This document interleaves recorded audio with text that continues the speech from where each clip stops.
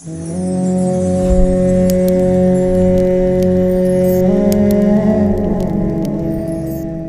انسان کی ایک زندگی تو انفرادی ہے اور زندگی کا ایک بہت بڑا حصہ اجتماعی ہے۔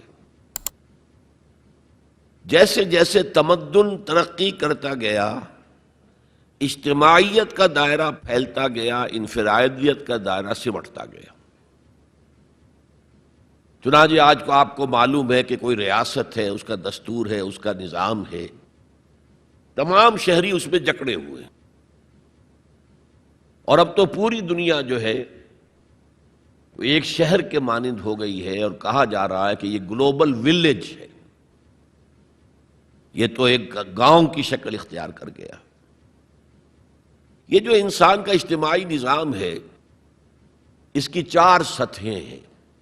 سب سے بنیادی سطح جو ہمیشہ سے ہے، چاہے انسان ابھی غاروں میں رہتا ہو، ابھی کوئی اور اجتماعی نظام کی شکل نہیں تھی، لیکن عائلی نظام، مرد اور عورت کا رشتہ، ان کے درمیان ازدواج اور اس سے اولاد کا پھیلنا، یہ اجتماعیت کی پہلی شکل ہے،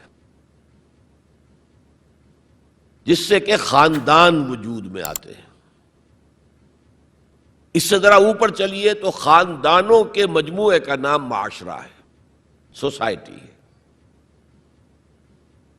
ایک پہلو پھر اسی اجتماعی نظام کا معاشی نظام ہے، کمائی کے کیا ذریعے صحیح ہیں، کیا غلط ہیں، دولت کا کیا استعمال صحیح ہے، کیا غلط ہے، اور سب سے اوپر سیاسی نظام ہے۔ اب اگر آپ اس کو سمجھیں گے کہ ایک جیسے مثلث ہوتی ہے، نیچے بیس ہے، دونوں طرف سے زاویے جو ہیں اس کے دونوں اضلاع جا رہے ہیں، اوپر مل جاتے ہیں، تو سب سے بڑا جو انسان کی زندگی کا اجتماعی حصہ ہے وہ عائلی نظام ہے، پھر معاشرتی نظام ہے، پھر اس سے کمتر حیثیت معاشی نظام، سب سے کم ترین سیاسی نظام۔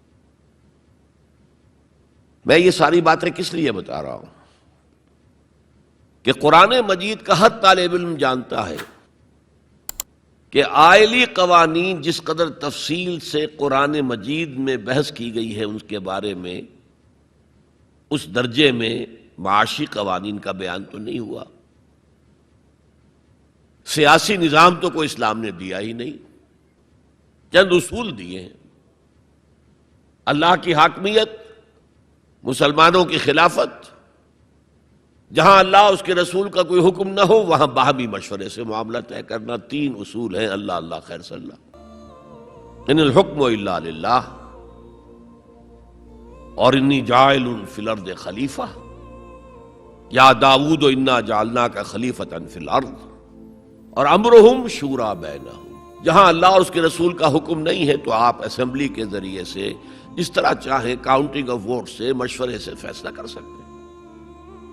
3 اصول ہیں بس، اس پر ریاست جو ہے وہ پارلیمانی ہو، وہ صدارتی ہو، ان میں سے نہ کوئی واجب ہے نہ کوئی حرام ہے، یونٹری ہو، وحدانی، یا فیڈرل ہو یا کانفیڈرل ہو، ان میں سے بھی کوئی چیز نہ واجب نہ فرض نہ حرام، یہ آپ کے اپنی مرضی سے ہے، آپ اپنی باہمی مشورے سے جو لوگ چاہتے ہوں اختیار کر لیں۔ نظام کے بارے میں کوئی سیاسی نظام کا ڈھانچہ ہمیں ایسا نہیں دیا گیا کہ وہ واجب ہے آپ پر، اصول دیے گئے۔ معاشیات کے ضمن میں سود حرام، جوا حرام، نشہ آور چیزوں کی تجارت حرام، انسان کے سفلی جذبات کو، شہوانی جذبات کو بھڑکا کر کمائی کرنا حرام، بس باقی میدان کھلا ہے، محنت کرو، جد و جہد کرو، کماؤ، جو تم کماؤ گے تمہارا ہوگا، البتہ ایک حد سے اوپر جاؤ گے زکوٰۃ لے لی جائے گی تاکہ جو پیچھے رہ گئے ہیں ان کی ضروریات پوری کی جا سکے۔ جہاں آزاد معیشت ہوگی وہ ایسے ہی ہے جیسے کہ آزاد دوڑ ہو رہی ہے، اور جب دوڑ میں ظاہر بات ہے کہ آپ اگر تو انہیں رسے سے باندھ دیں گے تب تو نہ کوئی آگے رہا نہ پیچھے رہا، لیکن دوڑ کا فائدہ کیا ہے؟ دوڑ تو یہ ہے کہ ذرا وہ شخص جو تیز دوڑ سکتا ہو وہ نمایاں ہو۔ تو فری اکانومی جہاں بھی ہوگی، کوئی آگے نکل جائیں گے، کوئی پیچھے رہ جائیں گے۔ تو پیچھے والوں کے بھی کچھ حقوق کا لحاظ کیا جائے۔ زکوٰۃ کیا ہے؟ تؤخذ من اغنیائہم ترد الی فقرائہم، ان کے امیروں سے وصول کی جائے گی، ان کے غریبوں کو دے دی جائے گی۔ بس یہی جو ہے اسلام کا معاشی نظام ہے۔ لیکن معاشرتی نظام پر بڑی بحثیں آئی ہیں۔ سورہ نور، سورہ احزاب بہت مفصل، سورہ نساء، اور آئلی قوانین پر جو میں نے کہا تھا بالکل پہلے نیچے بیس ہے وہ اس مثلث کا، اس پر آپ دیکھتے ہیں کہ کئی رکوع، 3-4 رکوع تو سورہ بقرہ میں ہے، پھر سورہ نساء میں ہے، سورہ مائدہ میں ہے، پھر سورہ نور میں ہے، سورہ احزاب میں ہے، سورہ مجادلہ میں ہے، سورہ طلاق میں ہے، سورہ تحریم میں ہے۔ یہ آئلی قوانین تو بہت ہی تفصیل کے ساتھ بیان کیے گئے۔ حکمت کیا ہے کہ یہی تو ہے جڑ، بنیاد تو یہی ہے۔ اگر اسی بنیاد میں خرابی آ گئی تو خشت اول چون نہد معمار کج تا سریا می رود دیر کب دیوار کج، اگر پہلی اینٹ جو ہے دیوار کی ٹیڑھی رکھی گئی تو بناتے جائیے آپ، پر ٹیڑھ جائے گا آخر تک۔ اس لیے آئلی نظام کو سب سے زیادہ تفصیل کے ساتھ قرآن مجید میں بیان کیا گیا۔ اب دوسرا نقطہ دیکھیے، اسلام کے معاشرتی نظام کا جو اصل الاصول ہے، پہلی بنیادی بات جو ہے وہ کیا ہے؟ تمام انسان مرتبے میں برابر ہیں۔ پیدائشی طور پر کوئی انسان افضل نہیں، کوئی ارذل نہیں، کوئی اونچا نہیں، کوئی نیچا نہیں، پیدائشی طور پر۔ اونچ نیچ ہوگی، وہ ہوگی ایکوائرڈ کریکٹرز کی وجہ سے، جو آپ نے حاصل کیا۔ آپ نے علم زیادہ حاصل کیا، آپ کی ایک عزت ہو جائے گی۔ آپ میں تقویٰ زیادہ ہے، خدا ترسی زیادہ ہے، آپ کی عزت کی جائے گی۔ آپ خادم خلق ہیں، آپ کی عزت کی جائے گی۔ لیکن یہ ساری چیزیں ایکوائرڈ ہیں، بعد میں انسان نے حاصل کی ہیں۔ پیدائشی طور پر کوئی انسان اونچا نہیں، کوئی انسان نیچا نہیں۔ یہ بڑا انقلابی پیغام ہے قرآن کا، اور یہ سمجھیے کہ پورے عالم انسانیت کے لیے، میں ابھی گواہی بھی آپ کے سامنے پیش کروں گا کہ عالم انسانیت میں پہلی مرتبہ یہ پیغام اسلام نے دیا۔ چنانچہ میں نے آیت آپ کو سنائی، یا ایھا الناس یا ایھا الذین آمنوا، نہیں، اے لوگو، انا خلقناکم، ہم نے ہی تم سب کو پیدا کیا، وجعلناکم شعوبا وقبائل، اور تمہیں قوموں میں اور قبیلوں میں تقسیم کر دیا۔ تمہاری رنگتیں مختلف ہیں، تمہارے ناک نقشے مختلف ہیں، تمہاری بولیاں مختلف ہیں۔ جعلناکم شعوبا وقبائل لتعارفوا، یہ صرف تعارف کے لیے ہے، یہ کوئی معیار نہیں ہے کہ یہ بلند ہے وہ کم ہے، فلاں نسل جو ہے اونچی ہے، فلاں نسل نیچی ہے، گورے جو ہیں اونچے ہیں اور کالے جو ہیں نیچے ہیں، یا مرد اونچے ہیں اور عورتیں نیچی ہیں۔ پیدائشی طور پر تمام انسان بالکل مساوی۔ اس اصول پر ہم نے بھی زیادہ غور نہیں کیا ہے۔ آپ جس معاشرے میں ہیں، یہاں پیدائشی طور پر برہمن اونچا ہے، شودر تو نیچا ہے۔ ویسے کوشش ہو رہی ہے، معاشرتی سطح پر کوشش ہو رہی ہے، قانونی سطح پر کوشش ہو رہی ہے کہ ان تصورات کو ختم کیا جائے۔ چنانچہ سب سے بڑھ کر یہ کوشش امریکن سوسائٹی میں ہوئی ہے۔ Any discrimination on the basis of the color of the skin is a crime۔ قانونی اور دستوری طور پر جتنا کچھ ہو سکتا تھا اس معاملے میں وہ امریکہ نے کیا ہے۔ لیکن آج بھی امریکہ میں کالے اور گورے کے درمیان دلی طور پر منافرت ہے۔ دلوں کو تو قانون نہیں بدل سکتا،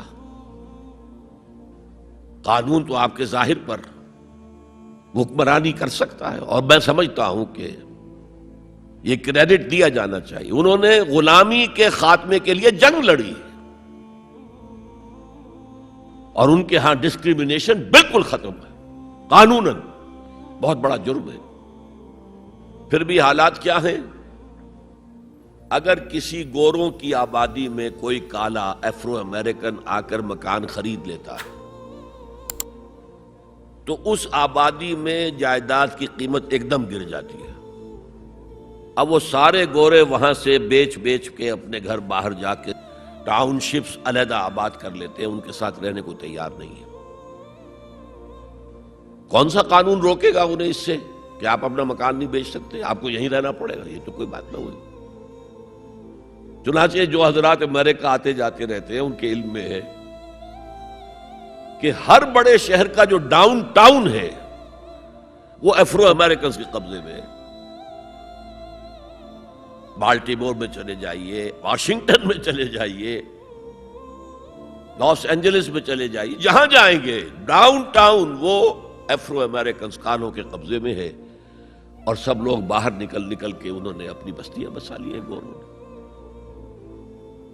تو یہ صورتحال، اس میں قرآن مجید کہتا ہے کہ دیکھو لوگوں، تم میں کوئی بنیادی طور پر، پیدائشی طور پر، رنگت کی وجہ سے، نسل کی وجہ سے کوئی نہ افضل ہے نہ مفضول ہے، نہ کوئی اعلیٰ ہے نہ ادنا ہے، کلکم۔ اور اس پر میں نے جو پیش کی ہے گواہی مزید حضور کی حجۃ الوداع کے خطبے سے، لا فضل لعربی علی عجمی ولا لعجمی علی عربی ولا لاسود علی احمر ولا لاحمر علی اسود الا بالتقوی کلکم بنو آدم وآدم من تراب۔ کسی عرب کو کسی اجمی پر کوئی فضیلت حاصل نہیں، حالانکہ عربوں کی گھٹی میں پڑا ہوا تھا کہ ہم بہت افضل ہیں، نطق تو ہمارے پاس ہے، بات ہم کر سکتے ہیں، خطیب ہمارے ہیں، باقی دنیا تو عجمی ہے، گونگے ہیں یہ لوگ۔ عجم کے معنی کیا؟ گونگے ہیں۔ حضور نے کہا لا فضل لعربی علی عجمی ولا لعجمی علی عربی، اجمی کو بھی، کسی اجمی کو کسی عربی پر کوئی فضیلت نہیں، ولا لاحمر علی اسود، کسی سرخ روح کو، سفید اور سرخ رنگت والے کو، کسی سیاہ فام کے اوپر کوئی فضیلت نہیں، نہ کسی سیاہ فام کو کسی گورے پر کوئی فضیلت ہے۔ میں نے شروع میں جب میں حدیث پڑھتا تھا تو میں حیران ہوتا تھا کہ کیا کوئی کالے بھی یہ سمجھتے ہیں کہ ہم گوروں سے افضل ہیں؟ امریکہ میں جا کے بھید کھلا، وہ تو کہتے ہیں ہم مکمل انسان ہیں، یہ تو کچے ہیں، پکے ہوئے ہی نہیں ابھی۔ مذاق اڑاتے ہیں، ان کے ہاں جو ہے سفید چمڑی والوں کا شدید مذاق اڑتا ہے۔ تو حضور نے تو کہا تھا 1400 برس پہلے، لولا لفضل لاسود علی احمر ولا لاحمر علی اسود، کسی گورے کو کسی کالے پر، کسی کالے کو کسی گورے پر کوئی فضیلت نہیں۔ کلکم بنو آدم، تم سب کے سب آدم کی نسل ہو، وآدم من تراب، اور آدم مٹی سے بنے تھے علیہ الصلوۃ والسلام۔ یہ جو نقطہ میں اتنے اہتمام سے بیان کر رہا ہوں، اس کے لیے میں گواہی اب دے رہا ہوں ایچ جی ویلز کی، نام سنا ہوگا آپ نے۔ وہ زیادہ مشہور تو ہے سائنٹیفک فکشن کے معاملے میں، اس نے اپنے زمانے میں ایسی کہانیاں لکھی، ایسے افسانے لکھے جو آنے والے دور میں سائنس کے جب کہ عروج ہونے والا تھا تو واقعات کے طور پر سامنے آنے والے تھے۔ سائنٹیفک فکشن، کہانیاں لکھنا، افسانے لکھنا سائنسی بنیادوں پر۔ لیکن تاریخ عالم پر بھی ان کی 2 کتابیں اس شخص کی جو ہیں وہ بہت ہی عمدہ ہیں، اس میں کوئی شک نہیں۔ A short history of the world, اور دوسری ہے a concise history of the world. Concise history of the world میں پہلے میں یہ بیان کر دوں کہ اس نے حضور پر بڑے کیچڑ اچھالا ہے۔ شاطم رسول جیسے آج رشدی ہے، یا بنگالی جو ہے تسلیمہ نسرین ہے، یا ایک اور بھی اٹھ کر آ گئی ہے اب، جس طرح وہ کیچڑ اچھالتے ہیں، جس طرح وہ حملے کرتے ہیں، رقیق حملے کرتے ہیں، ایسے ہی ایچ جی ویلز نے بھی کیے ہیں۔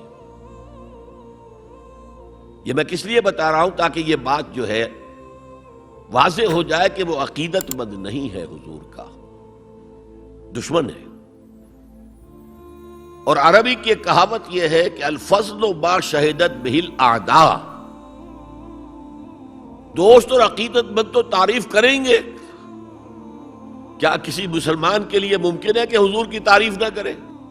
بلکہ وہ نعتیں پڑھتے ہوئے غلوف بھی کر جائیں گے، کہیں سے کہیں پہنچا دیں گے۔ ہاں اگر دشمن تعریف کرے تو وہ بات ہے کہ جو قابل غور ہے۔ میں نے اس لیے اسٹیبلش کیا دشمن ہے، دوست نہیں ہے، عقیدت مند نہیں ہے۔ لیکن جو چیپٹر اس کا ہے حضور کی زندگی پر، اس کے آخر میں آ کر خطبہ حجۃ الوداع کا یہ حوالہ اس نے دیا، لا فضل لعربی علی عجمی ولا لعجمی علی عربی ولا لاسود علی احمر ولا لاحمر علی اسود الا بالتقوی۔ اور اس کے بعد جو اس کا ریئیکشن ہے، اس پر جو تبصرہ تھا کہہ رہا ہوں، اس کی وجہ بتا دوں گا بعد میں۔ معلوم ہوتا ہے گھٹنے ٹیک کر کوئی شخص جو ہے اور سر جھکا کر خراج عقیدت پیش کر رہا ہے۔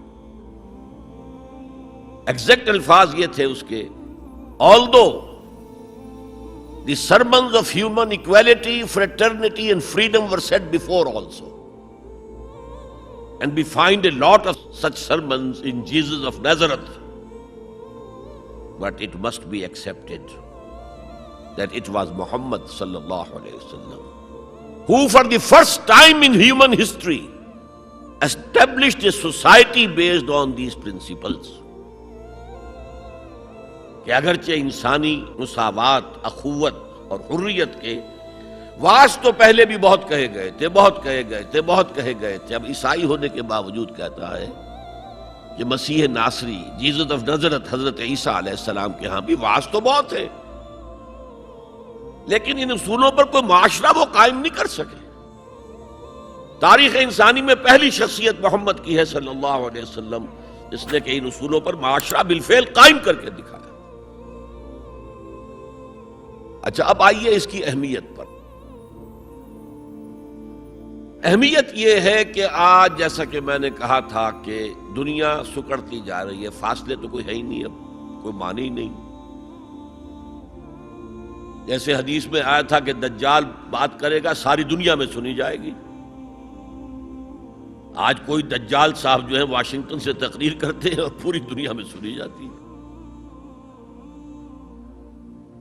اب جو یہ دنیا چھوٹی ہو رہی ہے تو اس کا ایک منطقی تقاضا یہ ہے، یہ جو نیو ورلڈ آرڈر کی بات ہے یہ منطقی ہے، کوئی ایک عالمی ریاست ہونی چاہیے۔ اب یہ چھوٹی چھوٹی ریاستیں، نیشن سٹیٹس وغیرہ، یہ تو لڑتی بھڑتی رہیں گی، اس نے اس کے اوپر چڑھائی کر دی، اس نے اس پر چڑھائی کر دی، تو ایک کوئی عالمی ریاست، گلوبل سٹیٹ قائم ہونی چاہیے۔ لیکن اس کے لیے بنیاد کہاں سے لائیں؟ انسانوں کو جوڑیں کیسے؟ وہ تو نسل کی بنیاد پر جو ہے کٹے ہوئے ہیں، رنگت کی بنیاد پر ان کے دلوں کے درمیان جو ہے بعد ہے۔ انسانیت کو ایک کرنے والی یا ایک ڈوری میں پرونے والی شے کون سی ہے؟ کون سی ڈوری ہے؟ دیکھیے انہی حالات کا تقاضا تھا، لیگ آف نیشنز قائم ہوئی تھی، لیکن چونکہ سارے فاصلے جو ہے خارج میں کم ہوئے ہیں، دلوں کے فاصلے جو کہ تو برقرار ہیں، ناکام ہو گئی، ختم ہو گئی۔ اقبال نے اس کی موت کی پیشن گوئی کی تھی، بیچاری کئی روز سے دم توڑ رہی ہے، ڈر ہے خبر بد نہ میرے منہ سے نکل جائے۔ تقدیر تو مبرم نظر آتی ہے وہ، لیکن پیران کلیسا کی دعا ہے کہ یہ ٹل جائے، کسی طرح لیگ آف نیشنز باقی رہ جائے، ختم ہو گئی۔ اب یونائٹڈ نیشنز ہے، بالفعل ختم ہو چکی، سپر پاورز کے مفادات کے تحت۔ اور اب تو وہ سپر پاورز بھی دو نہیں رہی، سپریم پاور جو ہے وہ یونائٹڈ نیشنز کی اکثریت روکنا چاہے وہ نہیں رکتی۔ عراق پر حملے کے معاملے میں کون ساتھ تھا ان کے؟ بائی پاس کیا، دفع ہو جاؤ، ہمیں کوئی حیثیت زبریت نہیں تمہاری۔ تو یہ بھی دم توڑ رہی ہے، یونائٹڈ نیشنز کا وجود کیا رہ جائے گا؟ بیچاری کئی روز سے دم توڑ رہی ہے۔ یہ عراق پر حملے کے ساتھ یہ ہے، اس کا دم جو ہے عالم نزاع شروع ہو چکا ہے۔ ڈر ہے خبر بد نہ میرے منہ سے نکل جائے. تقدیر تو مبرم نظر آتی ہے، تو اٹل نظر آتا ہے کہ یہ فیل ہو جائے گا، ادارہ ختم ہو جائے گا. پیران کلیسا کی دعا ہے کہ یہ ٹل جائے، وہاں دعائیں ہو رہی ہیں کہ ابھی یہ برقرار رہے. اس پس منظر میں قرآن دو بنیادیں دیتا ہے کہ جو تمام انسانوں کو جوڑنے والی ہیں.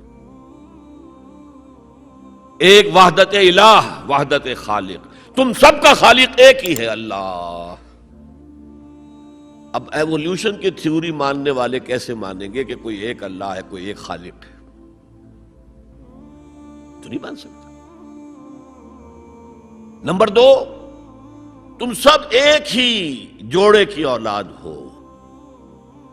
یا ایھا الناس انا خلقناکم، اے تمام انسانوں ہم نے تم سب کو پیدا کیا.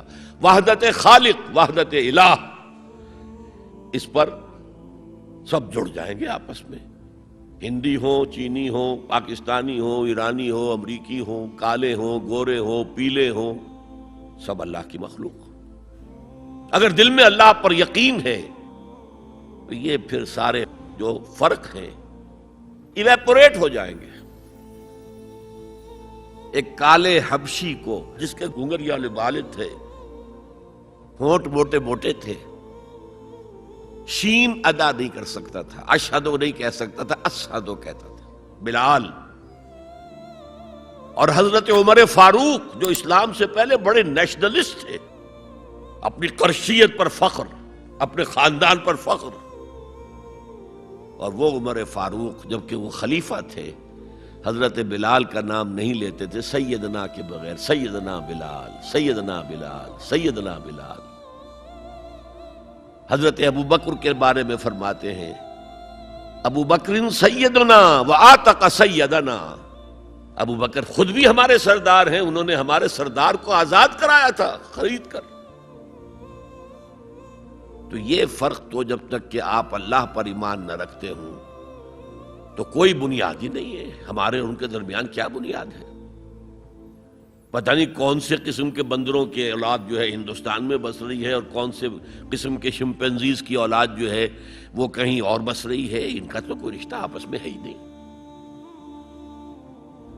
پھر یہ کہ وحدت آدم و حوا، انا خلقناکم، نمبر ایک، من ذکر و انثی، ایک مرد اور ایک عورت سے پیدا کیا. تو ایک تو اخوت دینی ہے، اخوت اسلامی ہے، وہ تو بڑی اونچی بات ہے. اخوت انسانی، تمام انسان. اب آپ فرمائیے حضرت حوا کے رحم پر جا کر تمام انسان ایک نہیں ہو جائیں گے؟ والدہ کے رحم کے اعتبار سے بہن بھائی جو ہیں وہ بھائی بھائی اور بہنیں ہیں. دادی کے اس پر جائیے تو وہی بڑا کنبہ وجود میں آ جائے گا. چچا تائے کی ساری اولاد اس میں مل جائے گی، اور اسی طریقے سے خالاؤں کی اور پھپھیوں کی اولاد شامل ہو جائے گی. اس سے آگے جائیے، اس سے آگے جائیے، سب جا کر آدم اور حوا پر جمع ہو جائیں گے. تو آج جو زمانے کا تقاضا ہے کہ یہ فاصلے کم ہو، نوع انسانی جمع ہو، ایک وحدت ہو جائے، وہ تقاضا صرف اسلام کی بنیاد پر طے ہو سکتا ہے، پورا ہو سکتا ہے. کسی اور کے پاس اس کے لیے کوئی بنیاد نہیں. اچھا، اس میں ایک ذرا ضمنی بات کہنا چاہتا ہوں.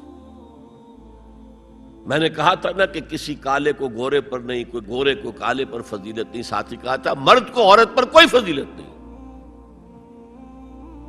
مرد اونچا اور عورت نیچی نہیں ہے. شرف انسانیت کو دونوں ایکولی شیئر کرتے ہیں، وہ بھی ہیومن بینگ، وہ بھی ہیومن بینگ. چنانچہ قرآن مجید کے دو مقامات آپ کو، ایک میں نے تلاوت کیا تھا جس کا نشان میں نے رکھا ہوا آپ کو سناؤں. سورہ آل عمران کے آخر میں ایک لمبی دعا آئی ہے، ربنا اننا سمعنا منادیا ینادی للایمان ان آمنوا بربکم فآمنا. اے رب ہمارے، ہم نے ایک پکارنے والے کی پکار کو سنا کہ وہ ایمان کی صدا لگا رہا ہے، ایمان کی ندا لگا رہا ہے صلی اللہ علیہ وسلم، کہ اپنے رب پر ایمان لاؤ تو ہم ایمان لے آئے. ربنا فاغفر لنا ذنوبنا وکفر عنا سیئاتنا. تو پروردگار ہمارے گناہ بخش دے اور ہم سے ہماری برائیوں کو دور کر دے. وتوفنا مع الابرار، اور اپنے نیک و کار بندوں کے ساتھ ہمارا خاتمہ کیجیے. ربنا وآتنا ما وعدتنا علی رسولک، اور پروردگار ہمیں وہ سب کچھ دیجو جس کا وعدہ تو نے اپنے رسولوں کے ذریعے کیا ہے۔ آپ نے فرمایا جنت اور یہ نعمتیں ہوں گی، ہمیں وہ سب کچھ دیجو۔ انک لا تخلف المیعاد، تو اپنے وعدے سے ہٹنے والا نہیں ہے، ہمیں یہ اندیشہ نہیں ہے۔ اندیشہ ہے تو یہ کہ ہم ان وعدوں کا مصداق ثابت ہو سکے یا نہ ہو سکے، تو اپنے فضل کرم سے ان کا مصداق ہمیں بنا دے۔ اب اس کا جواب سنیے، فاستجاب لهم ربهم انی لا اضیع عمل عامل منکم، ان کے رب نے ان کی دعا کو قبول کیا اور فرمایا میں تم میں سے کسی عمل کرنے والے کے کسی عمل کو ضائع کرنے والا نہیں ہوں۔ من ذکر او انثی، خواہ وہ مرد ہو خواہ عورت، بعضکم من بعض، تم ایک دوسرے ہی میں سے ہو نا، ایک ہی باپ کے نطفے سے بیٹا بھی ہے بیٹی بھی ہے، ایک ہی ماں کے رحم میں پرورش پائی ہے بیٹے نے بھی بیٹی نے، تو اونچ نیچ کہاں سے آ جائے گی، کدھر سے آ جائے گی؟ بعضکم من بعض، ایک دوسرے میں سے ہو۔ فالذین ہاجروا، تو وہ لوگ جنہوں نے ہجرت کی، تو ہجرت صرف مردوں تو نے تو نہیں کی، عورتوں نے بھی کی۔ وَأُخْرِجُوا مِن دِيَارِهِمْ، جو اپنے گھروں سے نکالے گئے، ان میں مرد بھی تھے عورتیں بھی تھیں۔ وَأُوذُوا فِي سَبِيلِي، اور جنہیں میری راہ میں ایذا پہنچائی گئی، ان میں مرد بھی تھے عورتیں بھی تھیں۔ پہلے شہید ہونے والے دو میاں بیوی، ایک جوڑا، حضرت یاسر رضی اللہ تعالی عنہ اور حضرت سمیہ ان کی اہلیہ رضی اللہ تعالی عنہ، شدید ترین ٹارچر کیا ابو جہل نے اور پھر شہید کر دیا۔ وقاتلوا وقتلوا، پھر انہوں نے قتال بھی کیا، اللہ کی راہ میں جنگ بھی کی اور قتل بھی ہوئے۔ تو ان تمام کاموں کے اندر مرد اور عورت شریک رہے۔ قتال سے میں نے عرض کیا تھا کہ فرضیت اس کی جو ہے وہ خواتین پر نہیں ہے، اس کے باوجود خواتین نے حصہ لیا، جاتی تھی، مرہم پٹی ان کے ذمے، آخر جنگ میں زخمی ہوں گے آئیں گے، کوئی مرد اس میں لگیں گے تو ورکنگ جو ہماری طاقت ہے وہ کم ہوگی، پھر یہ کہ آخر خوراک کا بندوبست تو کرنا ہے، کھانے کا جو ہے راشن کا وہ کرتی تھی۔ تو یہ سب کے سب برابر کے شریک ہیں۔ سنیے دوبارہ الفاظ، فاستجاب لهم ربهم انی لا اضیع عمل عامل منکم من ذکر او انثی بعضکم من بعض فالذین ہاجروا واخرجوا من دیارهم واوذوا فی سبیلی وقاتلوا وقتلوا لأکفرن عنہم سیئاتہم، میں لازماً دور کر دوں گا ان سے ان کی برائیوں کو، وَلَأُدْخِلَنَّهُمْ جَنَّاتٍ تَجْرِي مِن تَحْتِهَا الْأَنْهَارُ، اور انہیں لازماً داخل کروں گا ان باغات میں کہ جن کے دامن میں ندیاں بہتی ہوں گی۔ ثوابا من عند اللہ، یہ بدلہ ہوگا اللہ کے پاس سے، واللہ عنده حسن الثواب، اور یقیناً بہترین بدلہ تو اللہ ہی کے پاس ہے۔ مساوات مرد و زن کے اس نظریے کو سمجھ لیجئے۔ دوسرا نظریہ میں بتاؤں گا جو آج دنیا مغرب سے لے رہی ہے، وہ سراسر گمراہی ہے، سراسر گمراہی ہے، سراسر گمراہی۔ لیکن نیکیوں کے میدان کھولے ہوئے ہیں مردوں کے لیے عورتوں کے لیے۔ جو مرد کمائے گا نیکی وہ اس کے لیے ہے، جو عورت نیکی کمائے گی وہ اس کے لیے ہے۔ انڈیویجویلٹی ہے، فریڈم ہے، فریڈم آف ول ہے، مساوی ہے۔ اور اسی لیے میں نے یہ جو آیت ہے دیکھیے، اس میں 10 اوصاف میں مردوں عورتوں کو برابر برابر، عام طور پر قرآن کا اسلوب یہ نہیں ہے، اسے عربی میں کہتے ہیں برسبیل تغلیب۔ ایک مجمع ہے، مرد بھی ہیں عورتیں بھی ہیں، تو مذکر میں خطاب ہوگا، مؤنث کے صیغے سے خطاب نہیں ہوگا، وہ تابع ہیں ساتھ ہی آ جائیں گے۔ لیکن یہ آیت دیکھیے کتنی طویل ہے، ان المسلمین والمسلمات، یقیناً فرما بردار مرد اور فرما بردار عورتیں، والمومنین والمومنات، اور صاحب ایمان مرد اور صاحب ایمان عورتیں، والقانتین والقانتات، اور فروتنی اختیار کرنے والے مرد اور فروختنی اختیار کرنے والی عورتیں، والصادقین والصادقات، اور سچ بولنے والے مرد اور سچ بولنے والی عورتیں، والصابرین والصابرات، اور صبر کرنے والے مرد اور صبر کرنے والی عورتیں، والخاشعین والخاشعات، اللہ کے سامنے جھکنے والے مرد اور جھکنے والی عورتیں، والمتصدقین والمتصدقات، صدقہ دینے والے مرد اور صدقہ دینے والی عورتیں، والصائمین والصائمات، اور روزہ رکھنے والے مرد اور روزہ رکھنے والی عورتیں، والحافظین فروجہم والحافظات، اور اپنی شرمگاہوں کی حفاظت کرنے والے مرد اور اپنی شرمگاہوں کی حفاظت کرنے والی عورتیں، والذاکرین اللہ کثیرا والذاکرات، اور کثرت سے اللہ کا ذکر کرنے والے مرد اور کثرت سے اللہ کا ذکر کرنے والی عورتیں۔ اعد اللہ لہم مغفرۃ واجرا عظیما، اللہ تعالیٰ نے ان سب کے لیے تیار کیا ہوا ہے۔ اعد اللہ لہم مغفرۃ، ایک تو مغفرت انہیں ملے گی اور اجر عظیم ملے گا۔ یہ ہے وہ تصور مساوات مرد و زن، کوئی اونچا نہیں کوئی نیچا نہیں۔ البتہ اب میں اگلے قدم پر آ رہا ہوں۔ ابھی تک تو افراد کی بات ہو رہی ہے، اب وہ ایک مرد اور ایک عورت شادی کرتے ہیں۔ یہاں آپ کو سمجھ لینا چاہیے اب وہ برابر نہیں رہے، اس لیے کہ گھر بنانا ہے، خاندان کی بنا ڈالنی ہے، ایک ادارہ ہے، انسٹیٹیوشن آف فیملی ہے، اور کسی انسٹیٹیوشن کے دو برابر کا اختیار رکھنے والے سربراہ نہیں ہو سکتے۔ آئی جی ایک ہوگا، ڈی آئی جی 4 ہوں، 5 ہوں، 6 ہوں۔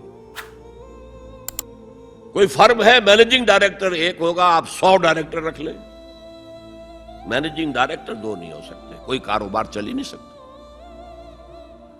تو گھر کا ادارہ تو برباد ہو جائے گا اگر آپ نے برابر کر دیا دونوں کے اختیارات کو۔ آج اس کا مزہ چکھ رہا ہے یورپ اور ویسٹ اور امریکہ۔ خاندانی نظام ٹوٹ گیا، آج وہ شادی کرتے ہی نہیں، مرد شادی نہیں کرتے۔ کیوں کریں؟ قانون آپ نے یہ بنا دیا ہے کہ آپ نے آج شادی کی اور 1 مہینے کے بعد آپ اپنی بیوی کو طلاق دیں تو اپنی پوری دولت کا نصف دینا پڑے گا اسے۔ وہ کہتے ہیں ہم نہیں کرتے یہ۔ لیکن عورت کی تو ضرورت ہے نا، مرد کی ضرورت عورت ہے، لیکن عورت کی ضرورت بھی تو ہے مرد۔ مرد کہتا آؤ میرے ساتھ رہو، کھاؤ پیو، میں شادی نہیں کروں گا۔ وہ یہ کہتے ہیں وی آر لیونگ ٹوگیدر، بس we are not married, we are living together. بچے بھی ہو رہے ہیں۔ یہ کلنٹن کا 3-4 سال پہلے صدر تھا وہ، تو اس کا جو آیا تھا state of the union address, سال میں 1 دفعہ وہاں کا صدر دیتا ہے، پوری قوم کو خطاب کرتا ہے۔ اس میں اس نے کہا تھا کہ عنقریب ہماری امریکی قوم کی اکثریت حرام زادوں پر مشتمل ہوگی۔ اس کے الفاظ حرام زادہ نہیں، اس نے کہا باسٹرڈ نہیں کہا، کیا کہا؟ Born without any wedlock, ماں باپ کے درمیان کوئی شادی کا بندھن ہے ہی نہیں اور بچے پیدا ہو رہے ہیں۔ یہی تو حرامی کہلاتے ہیں ہمارے ہاں۔ حرام زادہ کسے کہتے ہیں؟ اور یہودیوں نے حضرت مسیح کو کیوں کہا حرام زادہ؟ ان کا کہنا یہ ہے، جھوٹ ہے، بکواس ہے، لیکن کہنا یہ ہے کہ حضرت مریم سلام علیہا کا رشتہ تو ہو گیا تھا، نجار یوسف نجار ایک بڑھئی تھا، اس سے رشتہ ہو گیا تھا، لیکن ابھی وداعی نہیں ہوئی تھی کہ انہوں نے تعلق زن و شوق قائم کر لیا، تو یہ تو حرام کام ہوا، زنا ہوا، تو ولد الزنا ہے۔ بہرحال خاندان کا ادارہ تلپٹ ہو کر رہ گیا ہے، بنیادی طور پر اس کے لیے آئلی قوانین جو قرآن نے دیے ہیں۔ اور میں آپ کو یاد دلاتا ہوں، پتہ نہیں آپ کو یاد ہے کہ نہیں، جب شاہ بانو کیس کا معاملہ یہاں چلا تھا، اور میرے ساتھی جو لاہور سے بھی آئے ہوئے ہیں انہیں، اور میرے لوگ جو میری تقریریں سنتے ہیں، میں نے بارہا کہا کہ میں مسلمانان بھارت کو سلام کرتا ہوں۔ انہوں نے اپنی آئلی قوانین میں آج تک کوئی دخل اندازی نہیں ہونے دی، جبکہ ہمارا حال یہ ہے کہ 1962 میں ایک ڈکٹیٹر، خود ساختہ فیلڈ مارشل اس نے آئلی قوانین کا آرڈیننس نافذ کیا، جس کو سب نے کہا، شیعہ، سنی، دیوبندی، بریلوی، اہل حدیث، جماعت اسلامی، سب نے کہا یہ غلط ہے اسلام کی روح سے، لیکن کوئی تحریک نہیں چلائی۔ جان تو کیا دینی تھی، کسی کے نکسیر تک نہیں پھوٹی، وہ آرڈیننس سے قانون بن گیا۔ اور ضیاء الحق صاحب 11 سال تک اسلام اسلام اسلام اسلام پکارتے چلے گئے، اس آرڈیننس کو ہاتھ نہیں لگایا، قوانین جو کے تو رہے، یہاں تک کہ انہوں نے فیڈرل شریعت کورٹ قائم کی، اور کچھ حسن کا ظن میرے بارے میں ہو گیا تھا، مجھے اپنی شورا کا رکن بنایا۔ پہلے انہوں نے وزارت پیش کی تھی مرکزی، میں نے کہا نہیں جناب، میں ایک تو اس کا اہل نہیں ہوں، کبھی ان میدانوں میں گیا ہی نہیں، حکومت کے کوریڈورز میں میرا آنا جانا نہیں ہے، میں اس کا اہل نہیں ہوں۔ ثانیاً اصل حکومت فوج کی ہے، آپ نے ہمیں کرنے کچھ نہیں دینا، اور الزام ہم پر آئے گا، یہ ناکام ہوگا، اس لیے کہ اس سے پہلے کی ایک منسٹری تھی جس میں جماعت اسلامی اور جمعیت علماء اسلام کے وزراء تھے، اور ان دونوں کو داغدار کر کے اس نے نکال باہر کیا تھا، یہ کوئی کام نہیں کر سکے۔ بھائی کام تم کرنے دو تو کرے، تم تو کہتے ہو میری کانسٹیچوئنسی تو فوج ہے، یہ تو فوج کو راضی رکھنا ہے۔ بہرحال میں نے ان سے کہا تھا یہ ہے 2 جولائی سن 82 کی بات۔ میں نے کہا آپ اپنے ماتھے پر کلنک کا ٹیکا لیے پھر رہے ہیں، اور مجھے خیال بھی آیا کہ میں نے یہ کیا کیا، میں نے تو محاورہ استعمال کیا تھا، ان کی پیشانی پر محراب تھا، میں نے سوچا یہ ناراض ہو نہیں ہوا، وہ اس معاملے میں بہت ٹھنڈے آدمی تھے، بہت متحمل مزاج۔ کہلے کیوں کہہ رہے ہیں آپ یہ؟ میں نے کہا دیکھیے آپ نے فیڈرل شریعت کورٹ بنائی، اس میں اپنے ہینڈ پکڈ علماء رکھے، تقی عثمانی کس کا چوائس ہے؟ آپ کا۔ پیر کرم شاہ کس کا چوائس ہے؟ آپ کا۔ ملک غلام علی کس کا چوائس ہے؟ آپ کا۔ اور اس کورٹ کے بھی ہاتھ باندھ دیے، ویسے تو یہ 2 بیڑیاں پہنائی تھی اور 2 ہتھکڑیاں، لیکن میں اس وقت اپنی گفتگو کے حوالے سے صرف ایک کا ذکر کر رہا، آئلی قوانین پر بھی آپ کوئی بات نہیں کر سکتے۔ میں نے کہا یہ کیا؟ یہ تو انگریز نے نہیں چھیڑے تھے ہمارے، اور بھارت کا مسلمان آج تک اس کی حفاظت کر رہا ہے۔ میں نے کہا دیکھیے یہ غلام احمد پرویز نے بنوائے تھے، جو منکر حدیث تھا، اور اس کا اثر تھا چونکہ وہ گورنمنٹ آف پاکستان میں ڈپٹی سیکریٹری تھا کسی مرکزی محکمے میں، وہ اس کے زیر اثر جو ہے ایوب خان نے وہ قوانین بنائے، اور میں نے کہا ضیاء الحق سے کہ وہ بھی زندہ ہے، ابھی زندہ تھے، وہ عدالت میں آئے ثابت کر دیں کہ کتاب و سنت کے خلاف کوئی چیز اس میں نہیں ہے، میں خوش، میرا خدا خوش۔ میں یہ تو نہیں کہتا کہ جو میں کہوں وہ آپ کریں، لیکن آپ نے عدالت کے ہاتھ کیوں بند کیے؟ کہنے لگے کہ پھر ان خواتین کو کون مطمئن کرے گا؟ میں نے کہا اگر آپ کا سوچ کا انداز یہی ہے تو یہ میرا استعفیٰ حاضر ہے، میں آپ کی شورا میں نہیں بیٹھ سکتا، استعفیٰ دے کر آگے۔ میں جو حوالے سے بات کر رہا تھا وہ یہ کہ جب یہاں وہ ایجیٹیشن ہوا ہے، اور میں دلی میں تھا، اور میں نے انگریزی اخبار میں فوٹو دیکھا تھا کہ جس قدر عظیم ایک جلسہ بمبئی میں ہوا تھا، کیپشن یہ تھا اخبار میں، اے میمتھ گیدرنگ آف بامبے مسلم، میمتھ، اور اس میں ظاہر بات ہے ایجیٹیشن کے اندر جانیں بھی دینی پڑی، سب کچھ ہوا۔ پھر حکومت نے گھٹنے ٹیک دیے کہ نہیں؟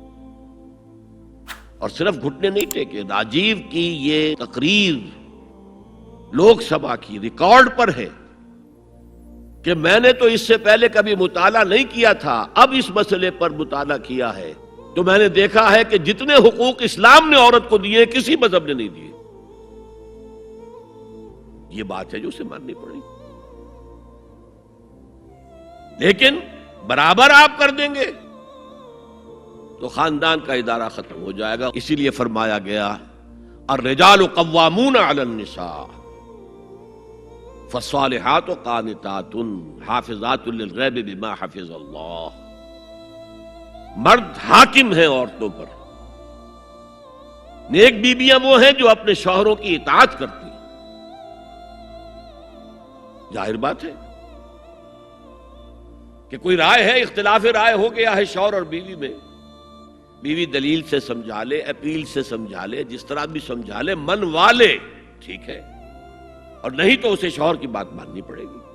فالصالحات قانتات، وہی لفظ جو ابھی آپ نے پڑھا، قانتین بالقانتات، فرما بردار مرد اور فرما بردار عورتیں۔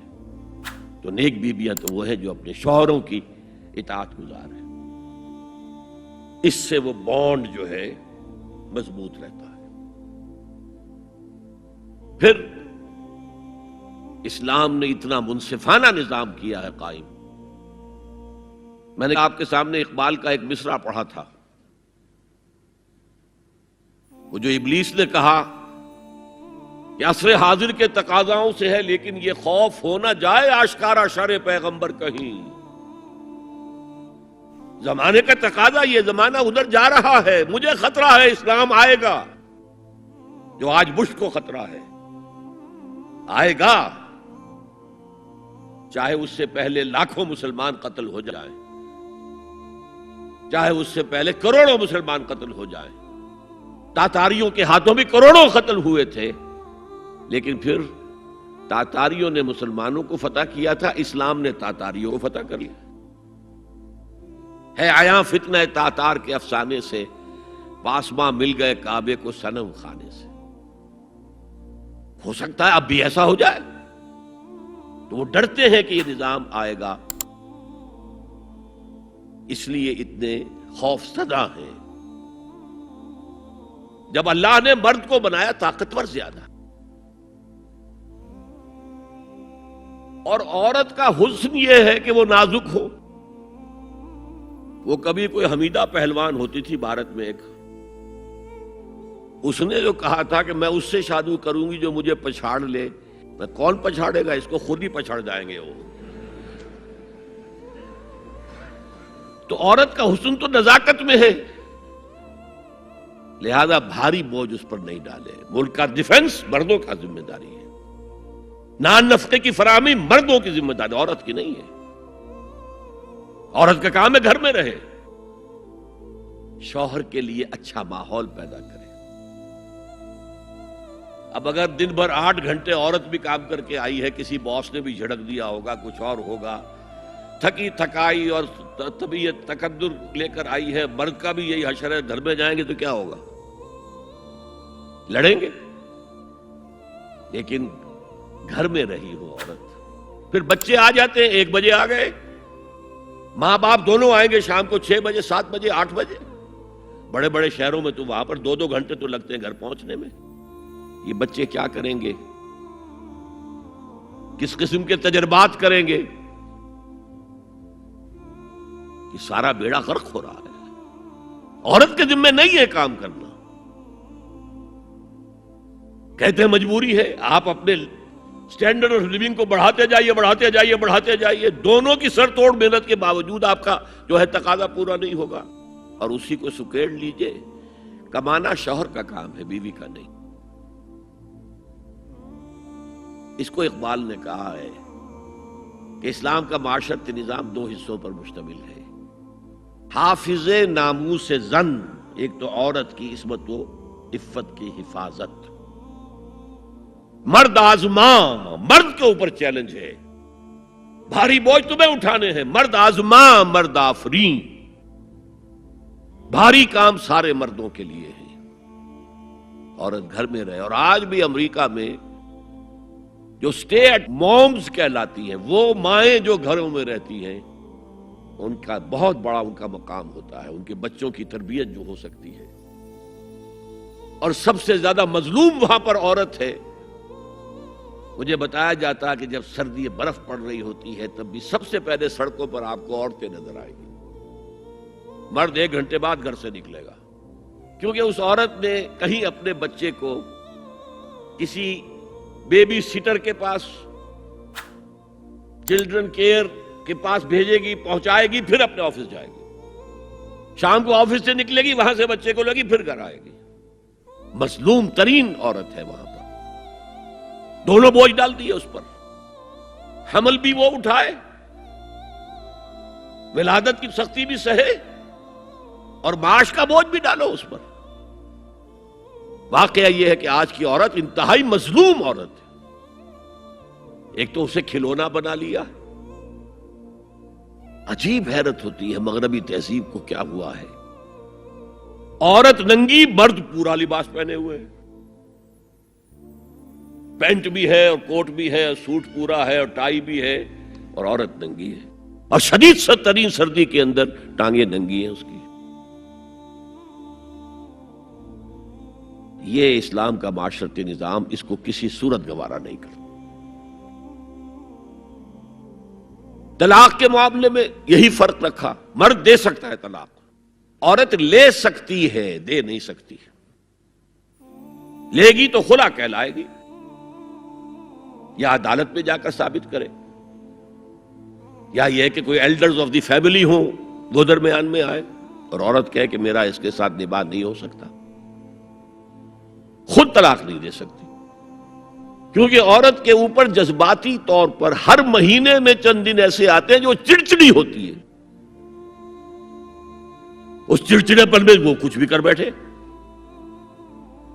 اسے طلاق کا حق نہیں دیا. مرد کو حق حاصل ہے. ہاں اگر ناحق طلاق دے گا اللہ کے ہاں پکڑا جائے گا. یہ بات جو ہے مرد اور عورت کو برابر کے طلاق کے حقوق، یہ بھی خاندان کی جڑ کھودنے کے مترادف ہے.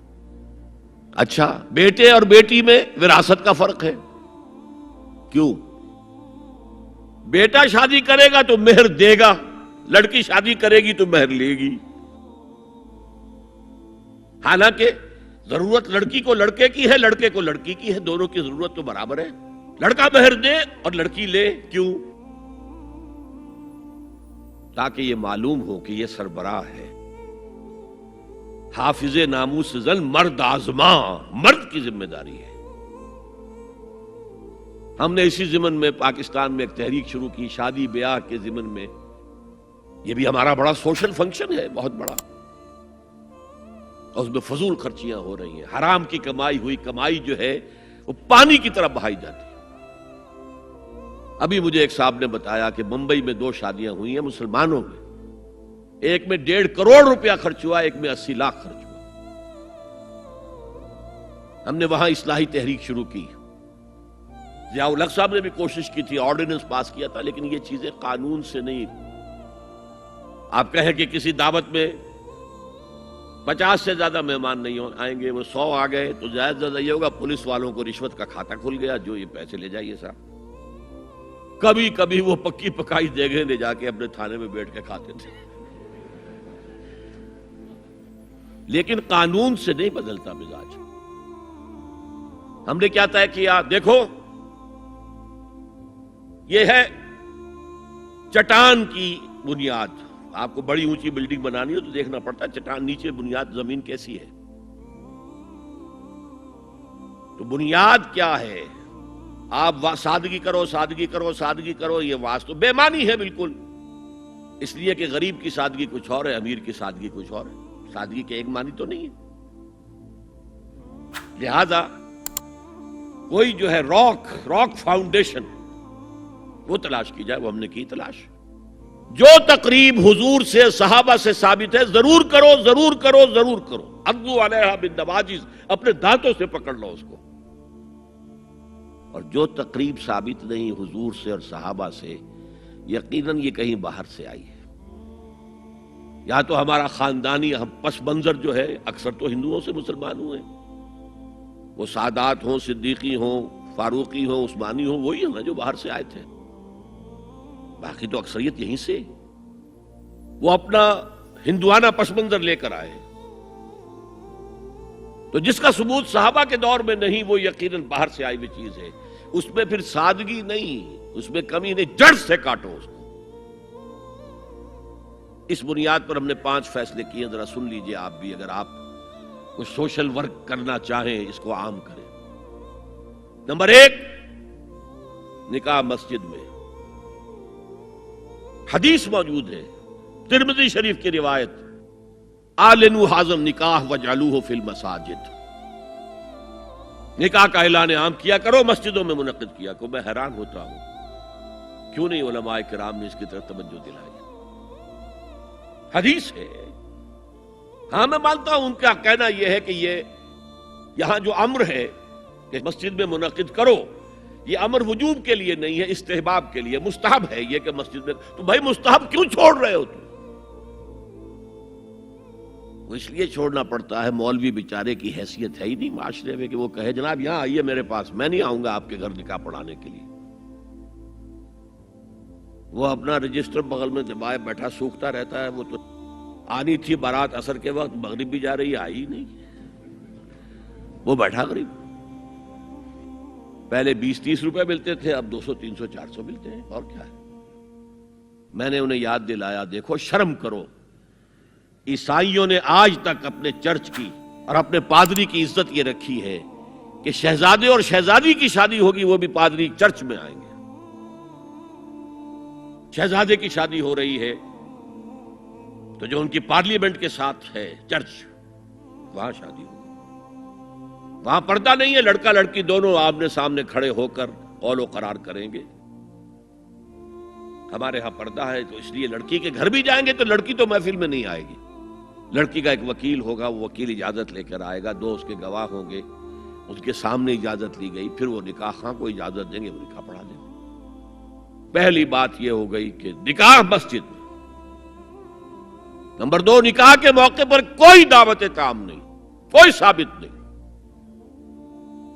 دعوت طعام صرف ایک ہے، وہ ولیمہ ہے، اور اس قدر معقول بات ہے۔ سب باپ اپنے سینوں پر ہاتھ رکھ کر سوچیں اور میری بات سنیں، کیا بیٹی کو گھر سے رخصت کرنے کا وقت جو ہے وہ خوشی کا وقت ہوتا ہے؟ جب بیٹی گھر سے جا رہی ہو، کوئی جانور بھی آپ قربانی کے لیے، کوئی مینڈھا کو بکرا لے آئیں 8-10 دن پہلے اور بچے مانوس ہو جائیں تو وہ جب آپ ذبح کرتے ہیں تو پچھاڑے کھاتے ہیں کہ نہیں بچے؟ اور یہ لخت جگر ہے، نور چشم ہے، 18 20 22 برس گھر میں رہی ہے، وہ جا رہی ہے، خوشی نہیں ہے وہاں، صرف یہ ہوتا ہے اے سائی آف ریلیف کہ ایک ذمہ داری کا بوجھ تھا، اللہ نے آج پورا کرا دیا، اتروا دیا بوجھ۔ پھر بھی اندیشہ ہوتا ہے، پتہ نہیں مزاج ملے نہ ملے، نئے ماحول میں جا رہی ہے، وہاں جا کر ایڈجسٹ ہو یا نہ ہو، اندیشے پھر بھی ہوتے ہیں۔ تو ان سے مرغ پلاؤ کھانا اور متنجن کھانا کوئی معقول بات نہیں ہے۔ معقول بات کیا ہے؟ لڑکا، اس کا گھر آباد ہوا ہے، وہ ولیمہ کرے، اس پر باقاعدہ احادیث اولبو ولو بشاتن، ولیمہ ضرور کرو چاہے ایک ہی بکری ہو تمہارے پاس، ذبح کرو، کاٹو، کھلاؤ گوشت اپنے دوستوں کو، احباب کو۔ یہاں تک کہا کہ بیست طعام طعام الولیمہ، برا کھانا ہے ولیمے کا کہ اس میں غریبوں کو نہیں بلایا جاتا۔